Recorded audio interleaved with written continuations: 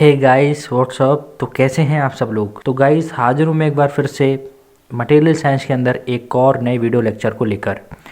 तो गाइस आज की इस वीडियो के अंदर हम बात करने वाले हैं टाइप ऑफ बॉन्ड की। तो चलेगा आज के इस टॉपिक को स्टार्ट करते हैं। तो ध्यान दें क्या है टाइप ऑफ बॉन्ड। तो देखें, सॉलिड स्टेट एग्जिबिट्स ए क्रिस्टल स्ट्रक्चर।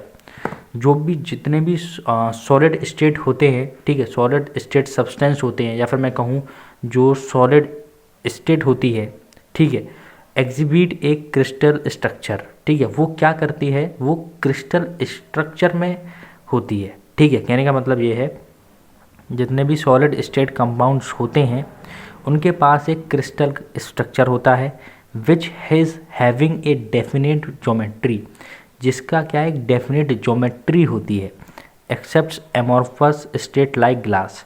ठीक है, एक्सेप्ट एमॉर्फस सॉलिड जो होते हैं उन्हें छोड़कर, जैसे कि ग्लास। कहने का मतलब ये है कि जितने भी सॉलिड स्टेट कंपाउंड्स होते हैं, ठीक है, या फिर मैं कहूँ सॉलिड स्टेट जितने भी सब्सटेंस होते हैं, ठीक है, एमॉर्फस सॉलिड को छोड़कर, हमने 12th में पढ़ा होता है दो टाइप्स के सॉलिड, एक क्रिस्टलाइन सॉलिड और एक पढ़े होते हैं एमॉर्फस सॉलिड। तो एमॉर्फस सॉलिडों को छोड़कर, जैसे कि ग्लास वगैरह हुए, इन्हें छोड़कर जितने भी सॉलिड होते हैं इनकी क्या एक डेफिनेट ज्योमेट्री होती है। ठीक है, इनकी एक डेफिनेट ज्योमेट्री होती है एमॉर्फस सॉलिड जैसे कि ग्लास को छोड़कर। ठीक है, अच्छा आगे चलते हैं। In crystal structure there are 4 types of bonding force. और इनका जो क्रिस्टल स्ट्रक्चर होता है, ठीक है, इनका जो क्रिस्टल स्ट्रक्चर होता है सॉलिड्स का, यानी कि क्रिस्टलाइन सॉलिड का, ठीक है, उसमें 4 टाइप्स के जो बॉन्डिंग फोर्स हमें देखने के लिए मिलते हैं। कितने टाइप्स के? 4 टाइप्स के। मैं दोबारा रिपीट कर दूं, सॉलिड स्टेट एग्जिबिट्स ए क्रिस्टल स्ट्रक्चर। जितने भी सॉलिड स्टेट्स जो सब्सटेंस या कंपाउंड्स होते हैं वो एग्जिबिट करते हैं क्रिस्टल स्ट्रक्चर।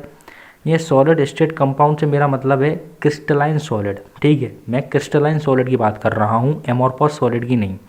तो वो एक क्रिस्टल स्ट्रक्चर को एग्जिबिट करते हैं, शो करते हैं, दिखाते हैं, होते हैं। ठीक है, which is having a definite geometry, जिसकी क्या एक डेफिनेट एक फिक्स ज्योमेट्री होती है, except amorphous state like glass. जो एमॉर्फस स्टेट सॉलिड होते हैं उन्हें छोड़कर, जैसे कि ग्लास वगैरह हुए।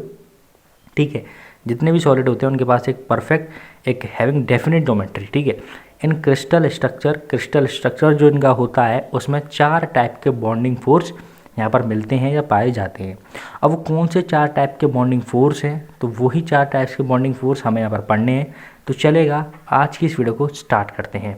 तो पहला है बॉन्डिंग फोर्स, पहला है आयोनिक बॉन्ड। कौन सा बॉन्ड? Ionic bond. चलो, तो सबसे पहला जो हमें बॉन्ड पढ़ना है, या ठीक है, वो हमें कौन सा पढ़ना है? Ionic bond. तो ध्यान दें, स्ट्रॉन्ग इलेक्ट्रोस्टैटिक अट्रैक्शन। ठीक है, ये एक स्ट्रॉन्ग इलेक्ट्रोस्टैटिक अट्रैक्शन होता है बिटवीन कैटायन एंड एनायन। ठीक है, किसके बीच में? कैटायन और एनायन के बीच में। कैटायन और एनायन के बीच में। कैटायन होता है पॉजिटिव पार्ट, ठीक है, पॉजिटिव चार्ज वाला पार्ट, और एनायन होता है नेगेटिव चार्ज वाला पार्ट।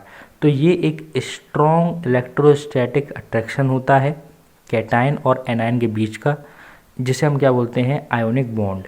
कैटायन और एनायन के बीच में जो एक स्ट्रॉन्ग इलेक्ट्रोस्टैटिक अट्रैक्शन जो होता है ना, उसे ही हम बोलते हैं ionic bond. These bonds are permanent. ये जो बॉन्ड होते हैं जैसे कि आयोनिक बॉन्ड, वो परमानेंट बॉन्ड होते हैं। And atoms does not drift throughout the latest structure.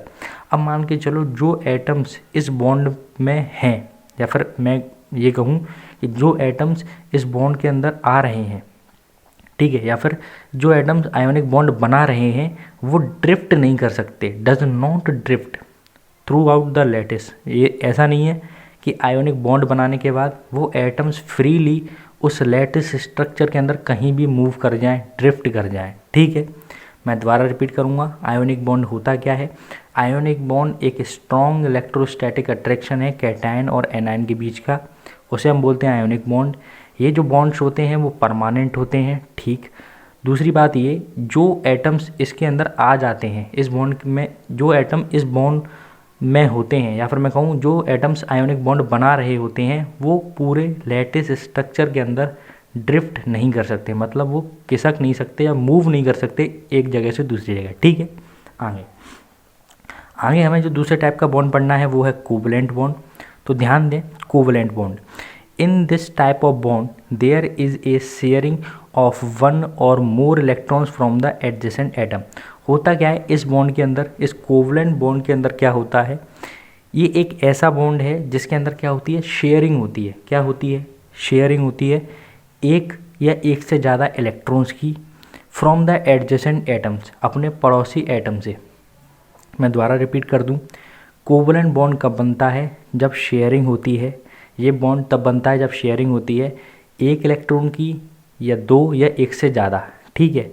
एक इलेक्ट्रॉन की शेयरिंग होती है या एक से ज़्यादा इलेक्ट्रॉन की जब शेयरिंग होती है अपने पड़ोसी एटम से, मतलब एडजेसेंट एटम से, तब ये बॉन्ड बनता है जिसे हम क्या कहते हैं, covalent bond. So I hope covalent bond क्या होता है ये आपको क्लियर हुआ होगा। नाउ अब हम बात करने वाले हैं थर्ड टाइप के बॉन्ड की, जो कि होता है मेटेलिक बॉन्ड। तो ज़रा ध्यान दें क्या है मेटेलिक बॉन्ड। तो देखो क्या बोला गया है, metallic bond is formed, metallic bond बनता है कब, व्हेन मटेरियल यानी कि मेटल हैव 1, 2 और 3 वैलेंस इलेक्ट्रॉन। पहली कंडीशन जो है इस बॉन्ड के बनने के लिए वो क्या है कि जो मटेरियल है, ये बॉन्ड मेटेलिक बॉन्ड तब बनता है जब जो मटेरियल है यानी कि मेटल जो है उसके पास 1 या फिर 2 या फिर 3 वैलेंस इलेक्ट्रॉन्स होने चाहिए। These electrons are not bound, और ये इलेक्ट्रॉन किसी से बाउंड नहीं होने चाहिए टू एनी पर्टिकुलर एटम, ठीक है, किसी भी पर्टिकुलर एटम से बाउंड नहीं होने चाहिए। मतलब ये जो वैलेंस इलेक्ट्रॉन है, 1 वैलेंस इलेक्ट्रॉन या 2 वैलेंस इलेक्ट्रॉन या 3 वैलेंस इलेक्ट्रॉन, ये बाउंड नहीं होने चाहिए, मतलब ये फ्री होने चाहिए मूव करने के लिए in the solid and drift throughout the entire metal. ठीक है, होता क्या है, मेटलिक बॉन्ड का फॉर्मेशन तब होता है जब किसी भी मेटल के पास, ठीक है, एक या एक से ज़्यादा वैलेंस इलेक्ट्रॉन होते हैं और ये इलेक्ट्रॉन बंधे नहीं होते, बाउंड नहीं होते उस एटम से, ठीक है, सॉलिड के अंदर, और ये ड्रिफ्ट कर सकते हैं एंटायर मेटल।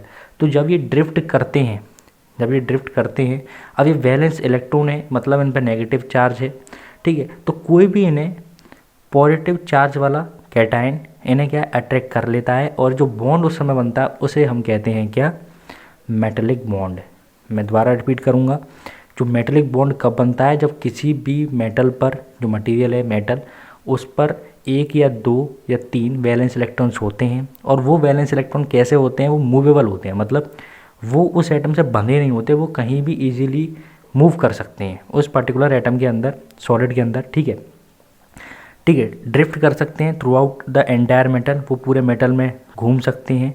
अब जब वो घूमते हैं, ये कंडक्शन जो इलेक्ट्रॉन्स हैं घूम रहे हैं, मूव कर रहे हैं, तो कंडक्शन इलेक्ट्रॉन्स हुए, तो जब इन्हें कोई भी पॉजिटिव चार्ज पार्टिकल या पॉजिटिव चार्ज स्पीसीज अट्रैक्ट कर लेती है, तब जो बॉन्ड बनता है, वो जो बॉन्ड बनता है उसे हम क्या कहते हैं, मेटलिक बॉन्ड। सो होपफुली आपको मेटलिक बॉन्ड क्या होता है ये क्लियर हुआ होगा।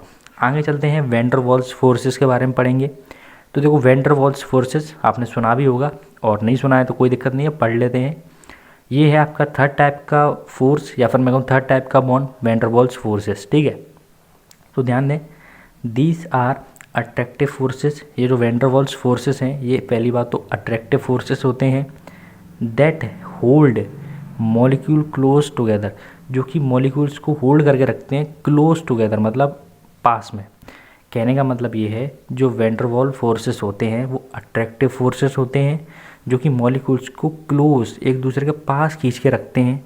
These attractive forces are more commonly, इन अट्रैक्टिव फोर्सेस को हम और अच्छी तरीके से refer to as intermolecular forces, हम इन्हें इंटरमोलिकुलर फोर्सेस के नाम से जानते हैं। मैं दोबारा रिपीट करूँगा, द अट्रैक्टिव फोर्सेस, जो अट्रैक्टिव फोर्सेस हैं, ये जो अट्रैक्टिव फोर्सेस हैं, दीज अट्रैक्टिव फोर्सेस जिनकी हम बात कर रहे हैं वैन डर वाल्स फोर्सेस की, आर मोर कॉमनली, इन्हें हम और अच्छे नाम से जानते हैं, या फिर हम इन्हें और अच्छे नाम से बुलाते हैं, टू एस इंटरमोलिकुलर फोर्सेस। इन्हें हम क्या कहते हैं, इंटरमोलिकुलर फोर्सेस भी कहते हैं। ये जो किसी भी सपोज करिए कोई भी मटेरियल है, उसके अंदर जो मॉलिक्यूल्स हैं, उनके बीच में जो फोर्स लगता है, इंटरमोलिकुलर फोर्सेस, वही फोर्सेस, ये फोर्सेस भी होते हैं वैन डर वाल्स फोर्सेस, ठीक है। आगे बढ़ते हैं, the bond formation generally takes place in neutral atoms. इस टाइप का जो बॉन्ड है, या फिर मैं कहूँ वैन डर वाल्स जो फोर्स है, उसका फॉर्मेशन होता है किन एटम्स में, न्यूट्रल एटम्स में, मतलब जिन पर कोई चार्ज नहीं होता उन एटम्स के अंदर इस बॉन्ड का या इस फोर्स का फॉर्मेशन होता है। Like inert gases, for example है न्यूट्रन एटम्स का, जैसे कि इनर्ट गैसेस, जो इनर्ट गैसेस होती हैं, ठीक है, इनर्ट गैसेस जो कि किसी से रिएक्ट नहीं करती हैं, उन गैसेस के अंदर इस टाइप का जो फोर्स है वैन डर वाल फोर्स, वो हमें देखने के लिए मिलता है। सो आई होप आयोनिक बॉन्ड क्या होता है, कोवलेंट बॉन्ड क्या होता है, मेटलिक बॉन्ड क्या होता है, वैन डर वाल्स फोर्सेस क्या होते हैं, इस चारों के चारों जो बॉन्ड हैं, फोर्सेस हैं, जो भी है वो आपको क्लियर हुआ होगा। सो गाइस आज की वीडियो में इतना ही। Thank you for watching this video.